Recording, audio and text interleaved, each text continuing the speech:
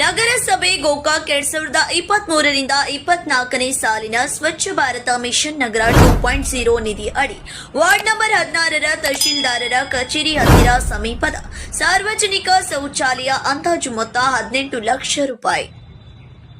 ಸಾರ್ವಜನಿಕರ ಶೌಚಾಲಯದ ನಿರ್ವಹಣೆ ಕೊರತೆಯಿಂದ ಕಚೇರಿ ಕೆಲಸಕ್ಕೆ ಬರುವ ಜನರು ಹೈರಾಣಾಗಿದ್ದಾರೆ.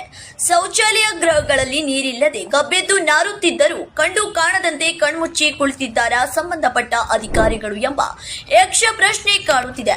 ಇನ್ನಾದರೂ ಎಚ್ಚೆತ್ತುಕೊಂಡು ಸಮಸ್ಯೆ ಪರಿಹರಿಸುತ್ತಾರಾ ಇಲ್ಲವೋ ಎಂದು ಕಾದು ನೋಡಬೇಕಾಗಿದೆ. ಬಹಳ ದಿನಗಳಿಂದ ಗೋಕಾಕ್ ತಾಲೂಕಿನ ಸ್ಥಳೀಯ ಜನರಿಂದ ನಮ್ಮ ಸುದ್ದಿವಾಹಿನಿಗೆ ಕರೆ ಬಂದ ಕೂಡಲೇ ಧಾವಿಸಿ ಅಲ್ಲಿ ಹೋಗಿ ವೀಕ್ಷಿಸಿದಾಗ ಕೂಡಲೇ ಸ್ಥಳೀಯ ಜನರಿಂದ ಹಾಗೂ ಧ್ವನಿ ವರ್ಧಕ ಸ್ವೀಕರಿಸಿದಾಗ ಕಂಡು ಬಂದಿತು ಹೀಗೆ.